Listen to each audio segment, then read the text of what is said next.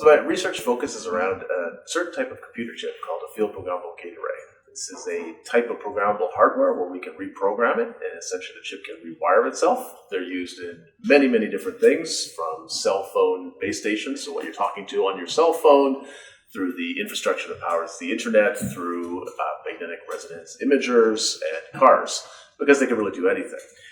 And my research focuses on how can we make those chips better.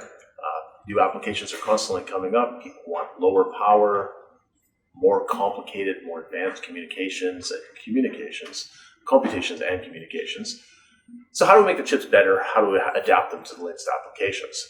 The other thing I work on is the very complicated software tools that are used to program these chips. These chips are sold to engineers, and the engineers describe their system that they want to implement in a very specialized programming language, and in very complicated software programs called computer design tools turn that into the millions of bit settings that essentially rewire the chip. And that's a very complicated set of algorithms.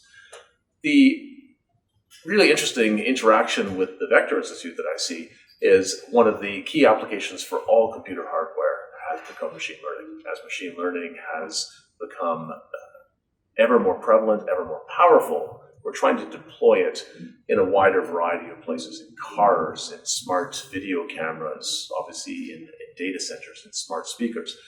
And that takes a lot of power because machine learning has achieved fantastic results, human-level accuracy on many tasks that were thought to be intractable in the past, but it's doing so with a lot of computation. If we want to deploy machine learning in the devices that we carry around in our cars, in cameras, etc., and we do not want to have huge batteries going along with those. We need to be very efficient about how we compute this.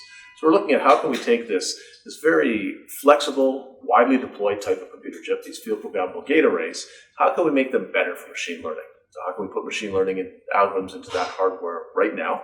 Because already it's been shown that that kind of computer chip can greatly reduce the power and compute answers much more quickly for many machine learning problems. But going beyond that, how can we change the chips? How can the next generation be better still? Because machine learning is obviously here to stay and is only to become more prevalent.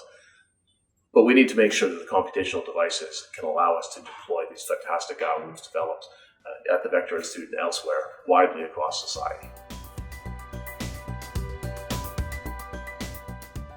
So there are a few factors that went into my decision to join the Vector Institute. First, it's clearly a world-leading institution at the forefront of AI, and AI is probably the most dynamic place in the world of algorithms and in terms of computer chip development. It's the key application, so really that's the place to be, and within that space, the Vector Institute is about the best place you could be. I'm a computer hardware person. I think about how can we make computer hardware, more effective, faster, lower power, etc. And we have to adapt to the new applications, with machine learning being the key new application. To do that, we need to see what's coming in the future. What are the algorithm developers creating? What's going to be the next generation of capabilities? And then we want to evolve our chips to be really good at that. So they take less power, so they are faster, so they are lighter. They meet all those good things that people want. It's actually an imperative even from an environmental point of view. So the projection is that data centers, where much of the world's computation, but not all, are done, will consume between 3 and 6% of the world's electricity by 2025. So that is a shockingly high number. And a large fraction of the workloads in those data centers, and a growing fraction, is machine learning. We want to make that more efficient because we want to use less power. And then as we move out of the data center, where we do not have huge hydroelectric lines coming in, we're in cameras, cars, things with more limited power supplies, limited space. It's even more imperative that we have efficient hardware. And for us to do that, we really have to be in contact with algorithm developers, software developers, hardware developers like myself, and the Vector Institute. By bringing all those researchers together, it's just a fantastic place to be. And it's a unique place to be, so I'm very appreciative of the opportunity. So I think a big part of the future of AI is ubiquity, that it will be everywhere. It will not just be when you log onto your computer and you fire up a browser and do a search. It's obvious it's there now, but it's going to be in your doorbell that recognizes you. It's going to be in the speaker that listens to your request. It's going to be in your car that's giving you more and more advanced driver assistance and getting you where you want to go with limited input from you, and applications that frankly we haven't thought about yet.